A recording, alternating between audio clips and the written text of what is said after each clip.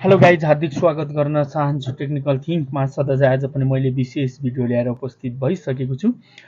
देख्न सक्नुहुनेछ यो मेरो हातमा पोकोको मोबाइल रहेको छ। यो मोबाइल चाहिँ फाइनली मोबाइल अन हुँदैन। म मोबाइललाई अन गरेर देखाउँछु। देख्न सक्नुहुनेछ मोबाइल अन हुँदैन। अनि चाहिँ यो मोबाइललाई चार्जमा लाउँदाखेरि चार्ज पनि हुँदैन। देख्न सक्नुहुनेछ फोन चार्ज पनि हुँदैन चार्जमा लाउँदाखेरि।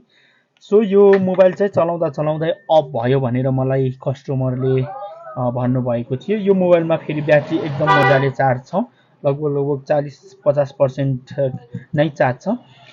यो खालको मोबाइल यस्तो प्रब्लम आयो तपाईँकोमा पनि भने यो म तपाईँलाई एउटा सानो जानकारी दिन गइरहेको छु। यो मोबाइल केमा प्रब्लम आउँछ यसरी भने हाम्रो यो मोबाइलको चाहिँ यहाँनिर हाम्रो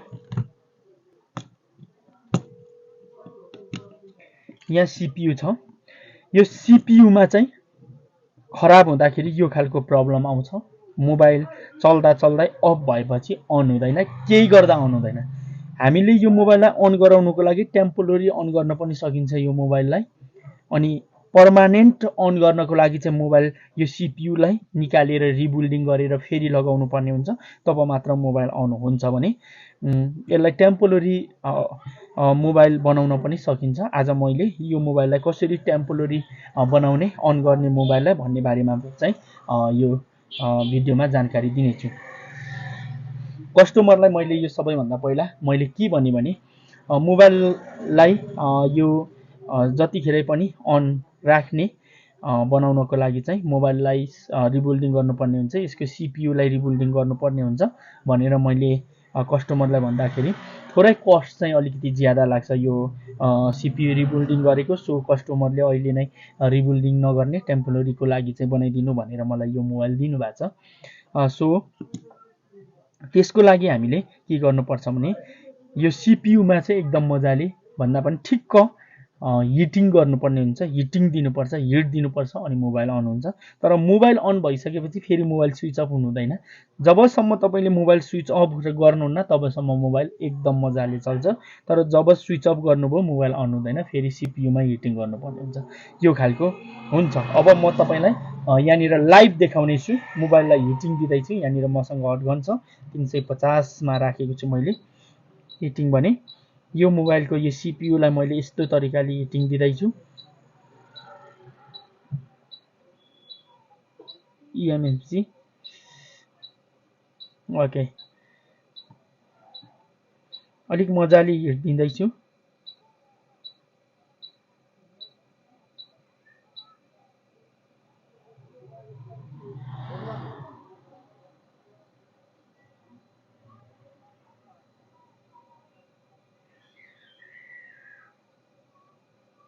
ओके, यति भएपछि अब हाम्रो मोबाइल चाहिँ अन हुन्छ।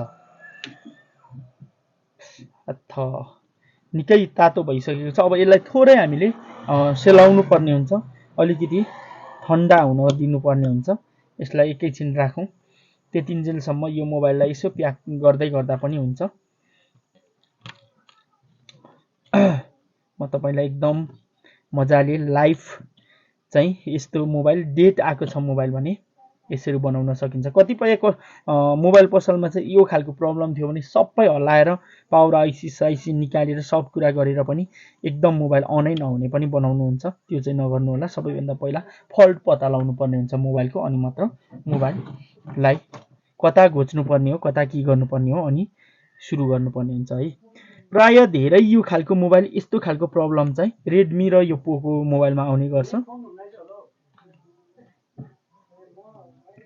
ओके, मोबाइल थोरै तातो नै छ। ब्याट्रीलाई मैले लगाएको छुइनँ। ओके, अब मैले ब्याट्रीलाई लगाएर मोबाइललाई फाइनली अन गर्छु है।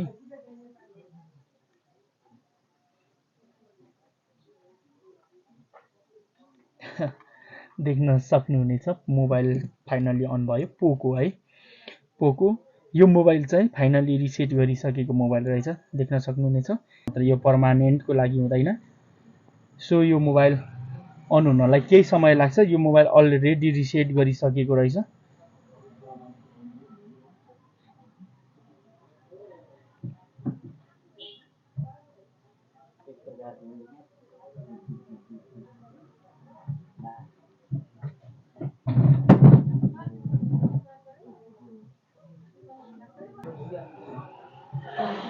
ओके, फाइनली मोबाइल अन भइसकेको छ। ब्याट्रीको पर्सेन्टेज पनि 22% छ। अब यो मोबाइललाई म सेटअप गर्छु। मोबाइल अलरेडी रिसेट भइसकेको छ। जबसम्म यो मोबाइल अफ हुँदैन तबसम्म यो मोबाइल चलिराख्छ। अफ गरेपछि चाहिँ फेरि अन गरेपछि गाइस अन हुनेवाला छैन यो मोबाइल। जुन हामीले अफ गरेर अन हुने पनि बनाउनको लागि चाहिँ हामीले सिपियुलाई रिबुल्डिङ गर्नुपर्ने हुन्छ। जब सिपियु रिबुल्ड हुन्छ तब अनि मोबाइल 100% डाउन हुन्छ है। यो चाहिँ मैले एउटा सानो तपाईँहरूलाई जानकारी दिएको हो। जो भर्खर मात्रै मोबाइल रिपेयरिङ गर्दै हुनुहुन्छ, अब अलरेडी लेजेन्डहरूले त यो कुराहरू सबै जानिसकेको हुन्छ। सो गाइज होइन, भर्खर मोबाइल रिपेयरिङ गर्नेहरूको लागि यो एकदम इम्पोर्टेन्ट भिडियो हुन सक्छ। मोबाइल फाइनली सेटअप हुँदैछ।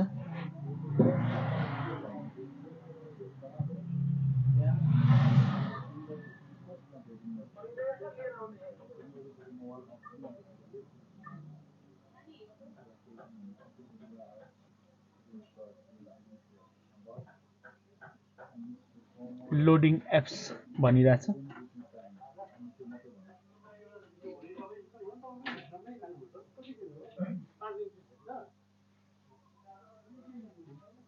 ओके, मोबाइल डन भइसकेको छ।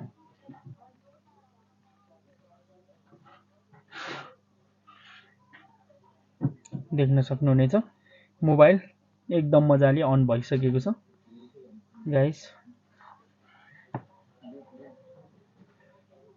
सेटिङ है, सेटिङमा गएपछि भर्जनहरू सबै देख्न सक्नुहुनेछ। पोको M3 मोडल रहेको छ यो मोबाइल चाहिँ, पोको M3 है गाइस। यो तरिकाले तपाईँले पनि मोबाइललाई चट्ट रिपेयरिङ गर्न सक्नुहुनेछ टेम्पोररीको लागि। हवस् त, आजको भिडियो चाहिँ यति नै। फेरि अर्को भिडियोमा भेट्नु पर्ने हुन्छ। हवस् त, बाइ, सी यू अगेन। अनि चाहिँ हाम्रो च्यानलमा नयाँ हुनुहुन्छ भने च्यानललाई सब्सक्राइब गरिराख्नु होला। यस्तै नयाँ ट्रिकहरू हामी ल्याइराख्छौँ है। हवस् त, बाइ, सी यू अगेन।